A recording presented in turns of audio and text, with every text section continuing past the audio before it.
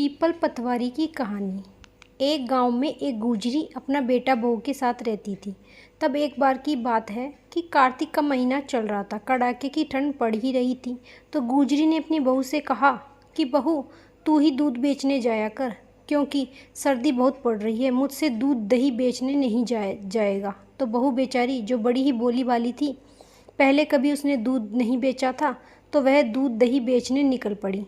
कार्तिक का महीना चल रहा था तो देखा कि गांव की बहुत सी औरतें पीपल के पेड़ के पास बैठकर पूजा कर रही थी और कथा कहानियाँ सुन रही थी।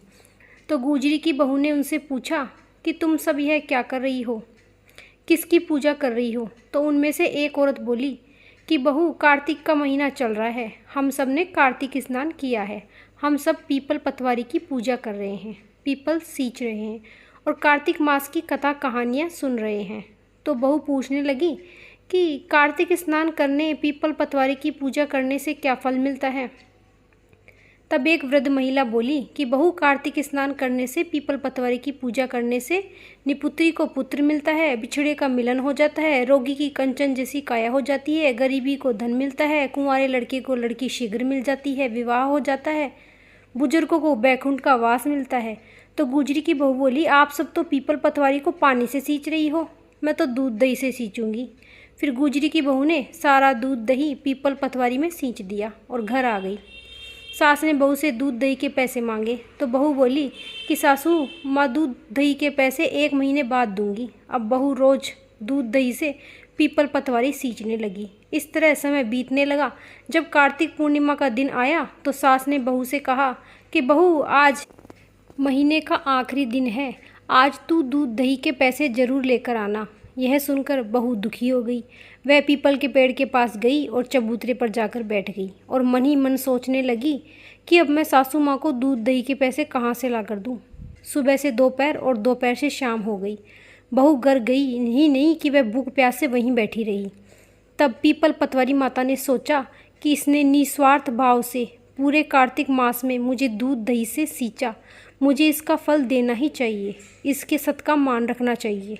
अगर आज मैंने इसके सत की रक्षा नहीं करी तो कलयुग में मुझे कौन मानेगा। तब पीपल के पेड़ में से पीपल पतवारी माता एक वृद्ध महिला के रूप में प्रकट हो गई और बहू से बोली कि बेटी, तू क्यों यहाँ दुखी बैठी है। तो बहू ने पूरी सच्चाई बता दी कि मैंने पूरे कार्तिक मास में पीपल पतवारी माता को दूध दही से सींचा था। अब सास मुझसे दूध दही के पैसे मांग रही है, मैं उन्हें पैसे कहाँ से लाकर दूँ। तो वृद्ध महिला ने पीपल पतवारी माता के अंदर से बोली कि बेटी, पैसे तो मेरे पास भी नहीं हैं, तू अपने दूध के चरे से यहाँ से फूल पत्तियाँ और छोटे छोटे कंकड़ पत्थर भर के ले जा और पीपल पतवारी माता सब ठीक कर देगी। बहू ने ऐसा ही किया। जब बहू घर पहुँची तो रात हो चुकी थी, सास भी सो चुकी थी। बहू ने चरे को ले जाकर गाय भैंसों के बाड़े में रख दिया और भोजन खाकर सो गई। दूसरे दिन सास जल्दी उठ गई। उसने बहू को जगाया और उससे दूध दही के पैसे मांगे। तो बहू ने डरते डरते कहा कि सासू माँ, दूध दही के पैसे तो चरे में रखे हुए हैं। सास ने चरे में देखा तो उसमें सोने चांदी के सिक्के भरे हुए थे। सास ने बहू से पूछा कि बहू, तू इतने सारे सोने चांदी के सिक्के कहाँ से लेकर आई है। बहू समझ गई कि वह वृद्ध महिला कोई और नहीं, पीपल पतवारी माता ही थी।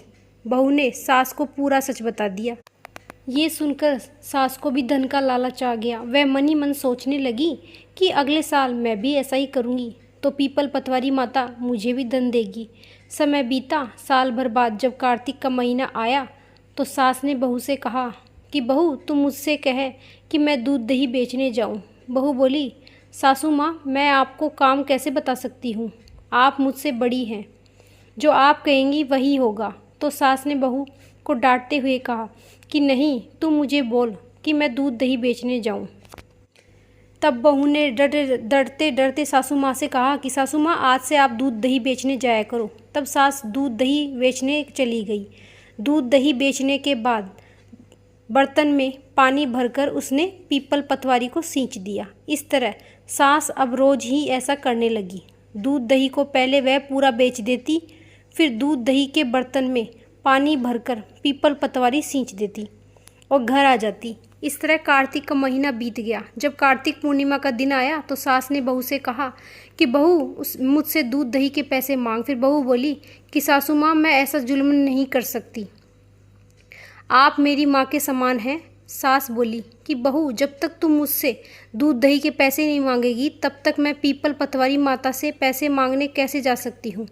तब बहू ने अपनी सास से डरते डरते कहा कि सासू माँ, आज आप दूध दही के पैसे लेकर आना।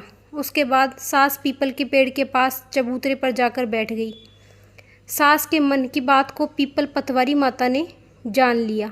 तभी पीपल पतवारी माता ने वृद्ध महिला का रूप धरा और गुजरी के पास आई और पूछने लगी, अरे तू यहाँ क्यों बैठी है, घर क्यों नहीं जाती।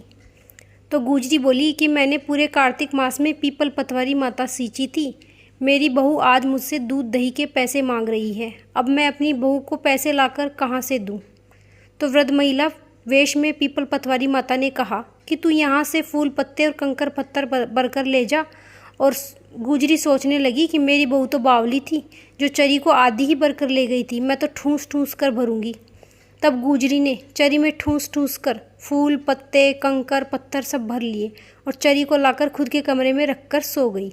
दूसरे दिन बहू जल्दी उठ गई। वह अपनी सास के पास उसके कमरे में गई और बहू ने देखा सास के कमरे में छोटे छोटे सांप बिच्छू कीड़े मकोड़े हो रहे थे।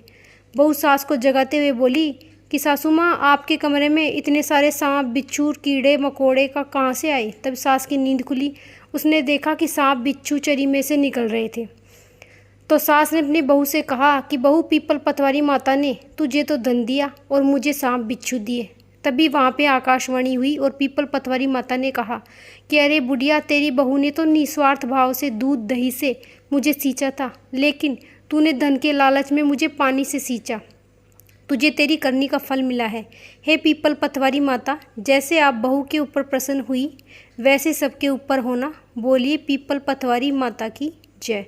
बोलिए कार्तिकेय भगवान की जय। राधे राधे।